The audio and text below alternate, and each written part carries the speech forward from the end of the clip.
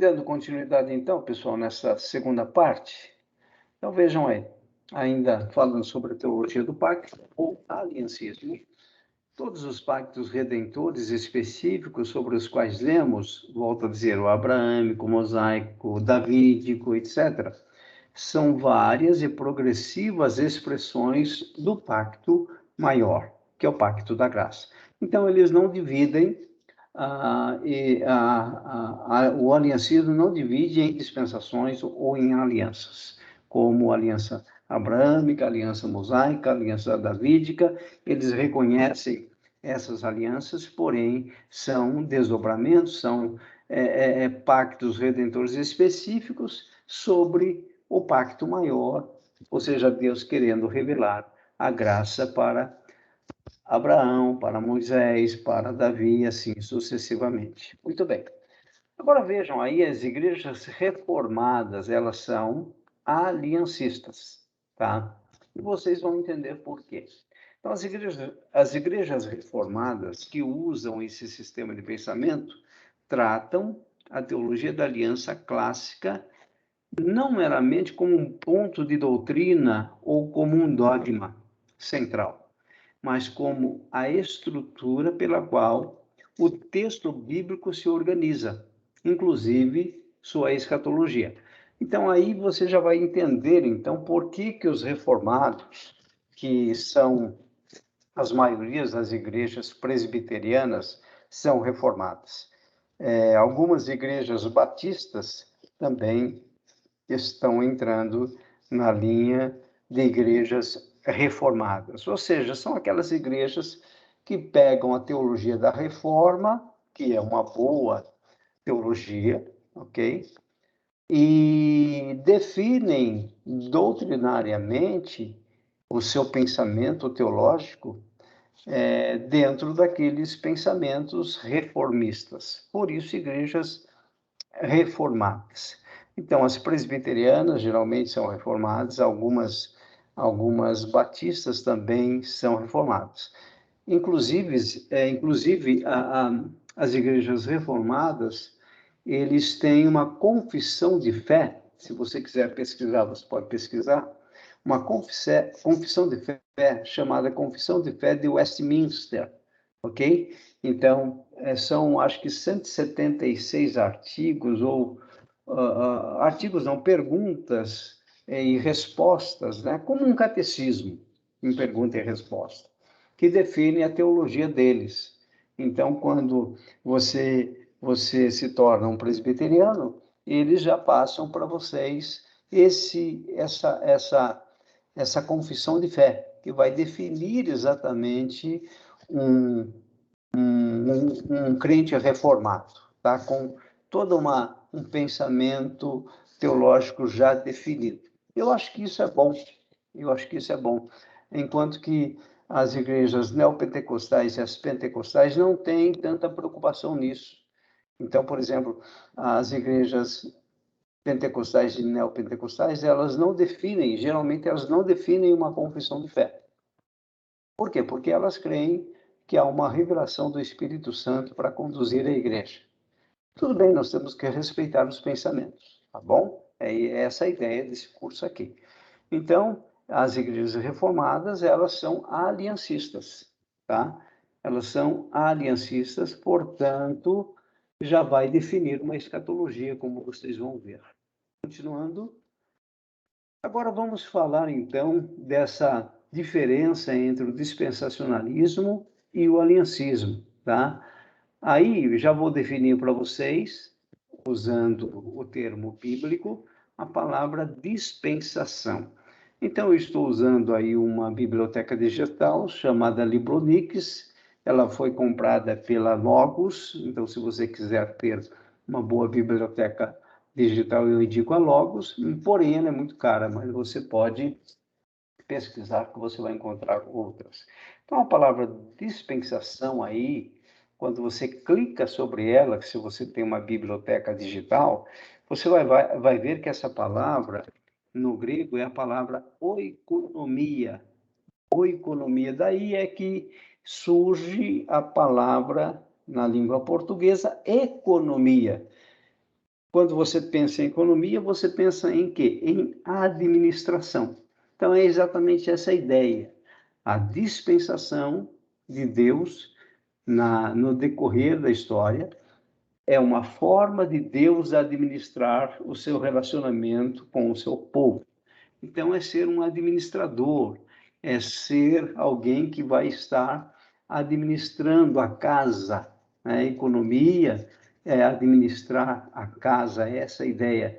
Então, quando você encontra essa palavra na Bíblia, no Novo Testamento, dispensação é economia, que está relacionada, então, com uma forma de administrar.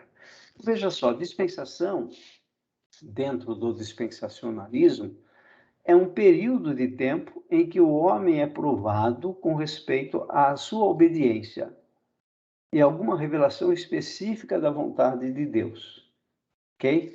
Então, vamos ver isso aqui no pensamento dispensacionalista. O dispensacionalismo, a origem, o dispensacionalismo foi sistematizado por John Nelson Darby, um teólogo também, um grande cristão, um homem de Deus. Ele nasceu em 1800. Portanto, o dispensacionalismo, diferente do aliancismo, ele nasce no século XIX.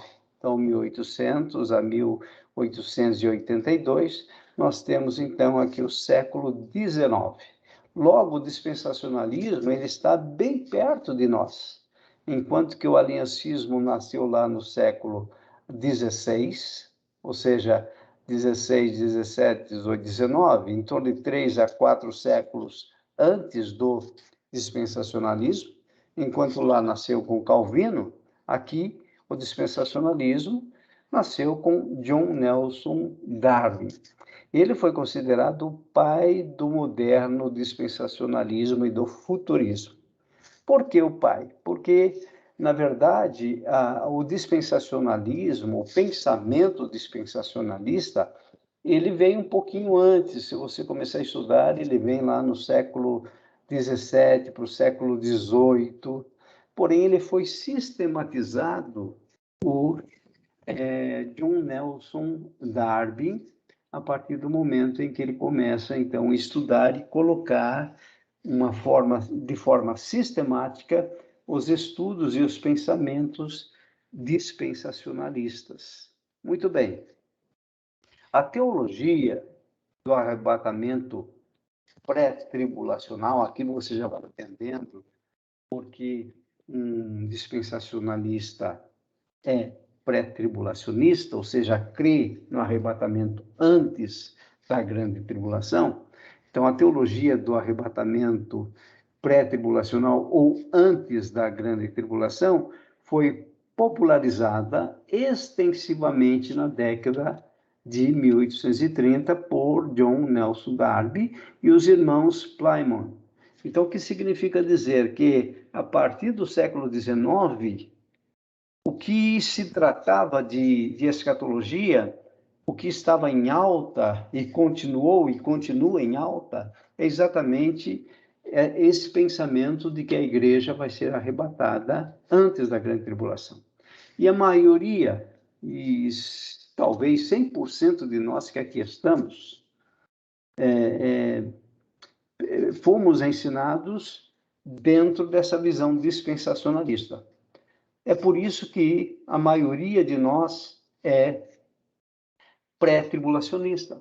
Então, se nós fizermos uma pesquisa entre nós aqui, se nós acreditamos se a igreja vai ser arrebatada antes, no meio, depois, a grande maioria de nós vai dizer a igreja vai ser arrebatada antes. Por quê? Porque lá no século XIX, século XX, século XXI que nós estamos, foi ensinado o dispensacionalismo.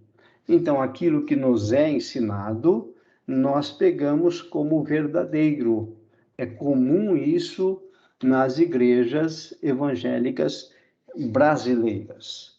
É claro que nós devemos, meus irmãos, eu quero deixar claro aqui para vocês, nós devemos crer naquilo que Deus tem nos revelado através da palavra de Deus. Entretanto, isso não nos impede de pesquisarmos um pouquinho mais. Isso não nos impede de analisarmos mais, como os bereanos fizeram lá em Atos. Os bereanos, eles avaliaram, eles foram a fundo para analisar a teologia de Paulo. Como que eles faziam isso? Eles associavam, eles pegavam os ensinos de Paulo e buscavam as referências no Antigo Testamento. E por causa disso, a Bíblia diz que muitos ali se converteram, porque viram coerência na teologia de Paulo com aquilo que os profetas e os livros canônicos do Antigo Testamento ensinavam. Então, nós devemos fazer o mesmo. Isso não significa que nós devemos ser críticos de forma alguma, mas nós podemos ser cuidadosos e podermos avaliar para que a gente possa, então, ter segurança teológica. É essa a ideia. Muito bem. Então, veja, houve um grande ensino da escatologia, do pensamento dispensacionalista já a partir do século XIX, e se tornou ainda mais conhecida nos Estados Unidos no início do século XX. Então, veja, a nossa igreja, a igreja brasileira, ela tem uma influência americana muito forte. Então, se os americanos, lá no século XX, ou seja, século anterior ao nosso, eram bem dispensacionalistas, essa teologia dispensacionalista passou para nós, do século XX para o século XXI. Por isso que eu digo que nós herdamos esses ensinos dispensacionalistas dos americanos. Não estou dizendo que isso nem é bom, nem é ruim. A nossa ideia aqui é analisar, ok? Muito bem. Pela vasta circulação da Scofield Reference Bible, em português, Bíblia de Estudo de Scofield. Inclusive, é possível que muitos de vocês tenham essa Bíblia de Estudo. Então, na Bíblia de Estudo de Scofield, Scofield fez um excelente trabalho de sistematizar toda a questão das dispensações trabalhadas por John Nelson Darby. Então, John Nelson Darby ele sistematizou e Scofield conseguiu ainda melhorar graficamente o dispensacionalismo. Então, se você nasceu debaixo desses princípios, desses sistemas, dessa hermenêutica, vamos dizer assim, dessa forma de interpretar, e ainda, se na época você comprou uma Bíblia de estudo de Scofield, se você assistiu os filmes Deixados para Trás, se você é assinante ou foi assinante daquele jornal de notícias, não me lembro agora, que fala muito a respeito da história de Israel, fins dos tempos. Então, o seu pensamento foi moldado de tal forma que você é um dispensacionalista. Mais uma vez, repito, para ficar claro, não estou dizendo que isso nem é ruim, nem é bom. Eu quero me neutralizar com relação a isso. Eu só estou explicando por que que você crê dessa forma? Porque alguém te ensinou dessa forma. É essa a ideia. E por que que um presbiteriano crê de forma diferente? Porque alguém ensinou o aliancismo para o presbiteriano, tá? E você deve estar pensando, mas o que que eu devo ser? Bom, vamos concluir o curso para depois a gente ver o que que a gente faz com tudo isso. Muito bem. Então, você vai ver que o dispensacionalista, ou dispensacionalismo, define a sua escatologia, assim como o aliancismo também define a sua escatologia. Esse gráfico, ele é bem didático. Eu fiz exatamente com essa intenção de mostrar o pensamento graficamente dispensacionalista e o pensamento aliancista. Então, vamos lá, dispensacionalismo. Então, o que que nós temos aí? Tá? Se você entender esse gráfico, você já entendeu o dispensacionalismo. Veja, ele vai dividir a forma de sistemas de relacionamento de Deus com o homem, desde a criação até a consumação, em sete etapas, em 7 dispensações. Então, vejam, então, quando a gente fala de dispensacionalismo, você vai ter a história do relacionamento, a forma de Deus administrar o seu relacionamento com o homem, desde a criação até a consumação, em pelo menos 7 dispensações. Alguns ainda dividem em 8, porque consideram a grande tribulação, que é o período de 7 anos no pensamento dispensacionalista, como sendo também uma dispensação. Outros vão reduzir aí essas 7 dispensações em 6 ou em 5. Então, dentro do dispensacionalismo, você tem variantes, você tem desdobramentos. Então, já existe o dispensacionalismo progressivo, por exemplo, já existe o dispensacionalismo, não me lembro agora, mas lá no final eu coloquei. Então, aí você tem criação e queda. Então, na criação e queda, você vai ter o período que no dispensacionalismo é chamado de inocência ou dispensação da inocência. Se você olhar para o aliancismo, não existe essa dispensação da inocência. Existe a aliança das obras com Adão, que corresponde à dispensação da inocência no dispensacionalismo. Depois, seguindo aí no gráfico do dispensacionalismo, depois da inocência, você tem a consciência. Então, depois da queda em Adão, você vai ter a consciência, depois você vai ter o governo humano, terceira dispensação, a quarta é chamada de promessa, a quinta é chamada de lei, a sexta é chamada de graça, depois arrebatamento antes da grande tribulação, e depois vem o milênio, que seria a sétima dispensação. E depois do milênio, o reino eterno, novos céus e nova terra. Muito bem. Veja que no gráfico do aliancismo é bem mais simples, porque você só tem 2 alianças. Então, a das obras e a da graça. Então, aquilo que é, por exemplo, consciência, governo humano, promessa, lei, graça no dispensacionalismo, o aliancismo chama tudo isso de graça. Lembram que o aliancista ele vai dizer que essas demais alianças nada mais é do que um desdobramento da aliança da graça. Então, é uma análise do dispensacionalismo e do aliancismo. Então, dentro do aliancismo, depois da graça, vem o arrebatamento pós-tribulacionista. Depois do arrebatamento, não temos aí o milênio, tá vendo? Por quê? Porque no aliancismo, o milênio começa com a primeira vinda de Jesus. Com a primeira vinda de Jesus, tá? E termina com a segunda vinda e o arrebatamento da igreja. Então, isso já está definindo uma escatologia.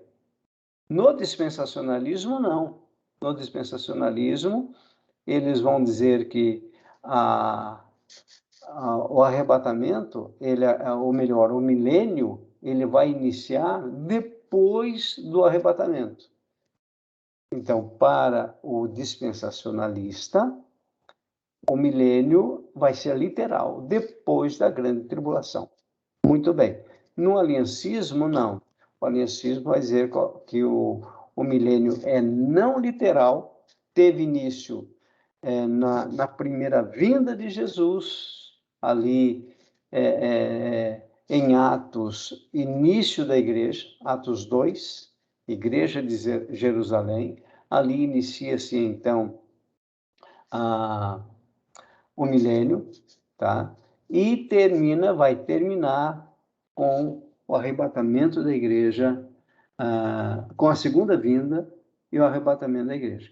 Então, o aliancismo, ele é amilenista, ok? Ou seja, não significa que eles não creem no milênio, eles não creem no milênio literal. Agora, todo dispensacionalista é pré-milenista. O que é ser um pré-milenista? É dizer que Jesus vem, Jesus volta antes do milênio literal. O que é ser um amilenista? É dizer que Jesus vem no final do milênio não literal. É basicamente isso, tá bem? Então, para o amilenismo, o que nós vamos ter aí? Veja só, depois do arrebatamento, pós-tribulacional, o estado eterno, ou seja, novos céus e nova terra, tá? Nós vamos estudar com mais detalhes depois ainda essa questão das quatro correntes, para no final do curso você chegar afiado, ok? Então veja aí, voltando para o dispensacionalismo, as 7 dispensações, a inocência seria aquele período em que Adão está num relacionamento puro com Deus, né? Deus conversava face a face com o homem, com Adão. Então, logicamente, isso é o período chamado antes da queda. Consciência, que vai de Adão a Noé. Isso é uma divisão feita, então, dentro do dispensacionalismo. O governo humano é após a queda. Ali você vai ter, então, desde a construção da Torre de Babel, acho que é Gênesis capítulo 11, até o dilúvio, ok?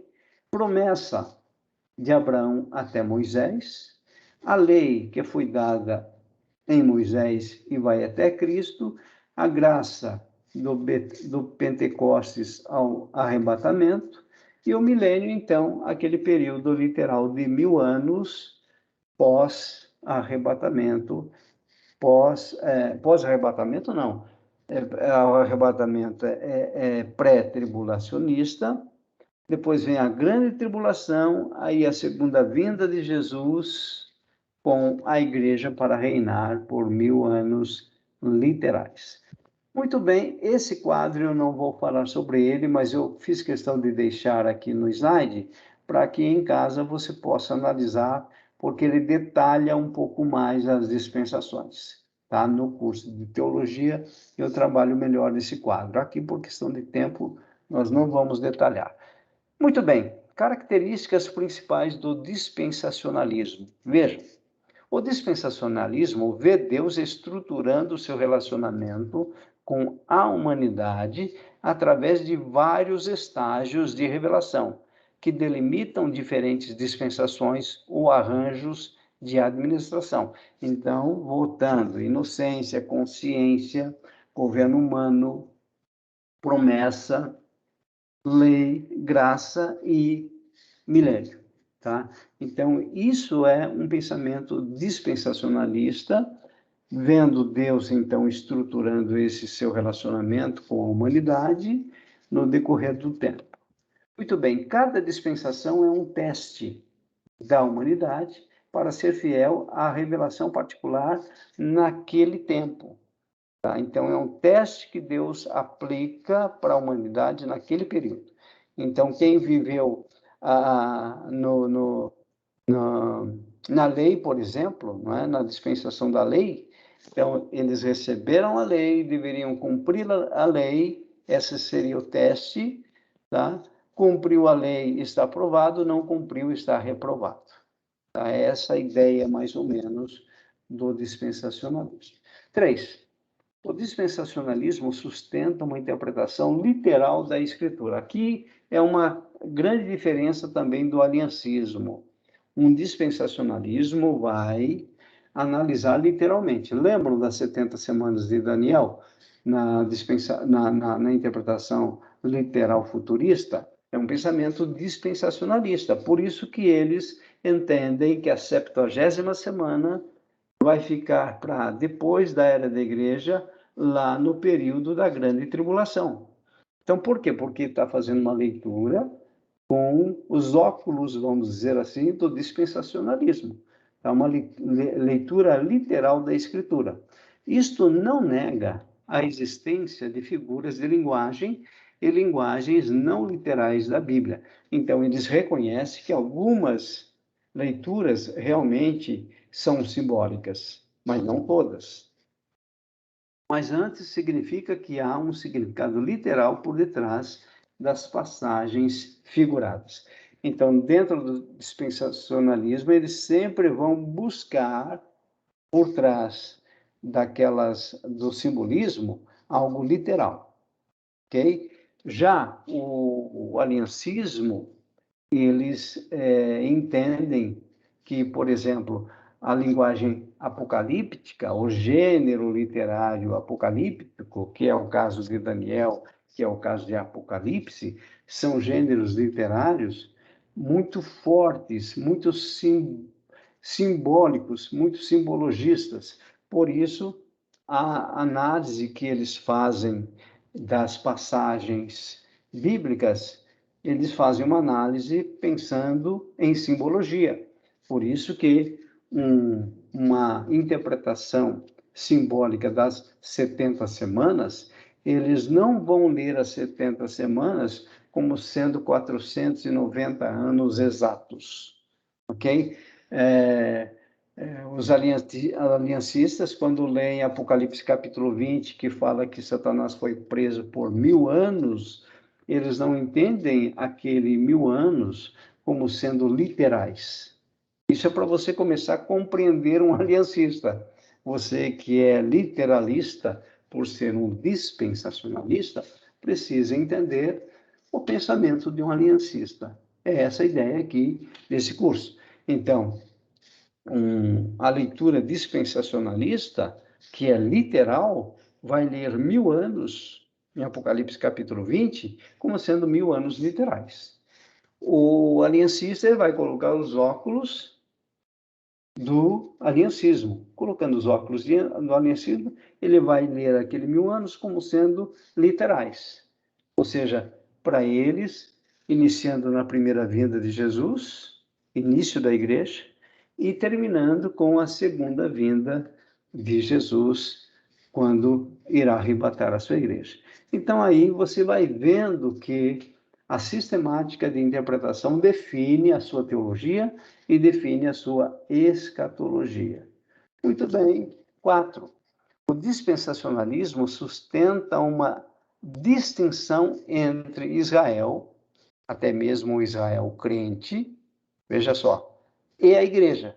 Então, essa é uma outra característica muito forte de um dispensacionalista. Ele vai dizer que Deus trabalha com Israel de uma forma, por isso que eles dizem o seguinte: as promessas feitas a Israel no Antigo Testamento não se cumpriram na igreja. E se não se cumpriram na igreja, obrigatoriamente terá que se cumprir. Quando? No milênio. Então, veja, um dispensacionalista, ele tem um pensamento claro e lógico, que se tem promessa para Israel no Antigo Testamento que não se cumpriu, vai se cumprir num momento pós-igreja, pós-era da igreja. Ou seja, obrigatoriamente deverá ter, nesse pensamento, o milênio literal, para que Deus cumpra as promessas dele para o Israel humano não, para o Israel temporal, vamos dizer assim, tá? Nesta visão, olha só, as promessas feitas a Israel no Antigo Testamento não foram pretendidas como profecia sobre o que Deus faria espiritualmente para a igreja, tá? Mas seria literalmente cumprida pelo próprio Israel, principalmente no milênio. Então, aí você vai vendo que esses argumentos, quando é ensinado para você, e você é interessante que a nossa mente ela funciona exatamente aceitando aquilo que nos é ensinado, tá? Mais uma vez, por favor, não estou dizendo que esse tipo de ensino não deveria ser aceito por nós. Não é isso que eu estou dizendo.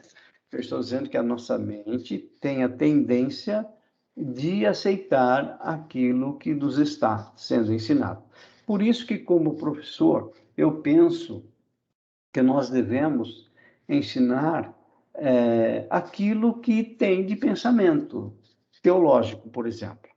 Então, se existe, por exemplo, o aliancismo, por que não ensinar o aliancismo? Se existe o dispensacionalismo, por que não ensinar o dispensacionalismo? Alguém pode dizer, mas o crente vai ficar confuso. Eu não creio, eu acho que nós devemos incentivar o crente a analisar, a estudar mais, a se aprofundar mais. É essa a intenção aqui, tá? Então, isso deve ficar claro para nós.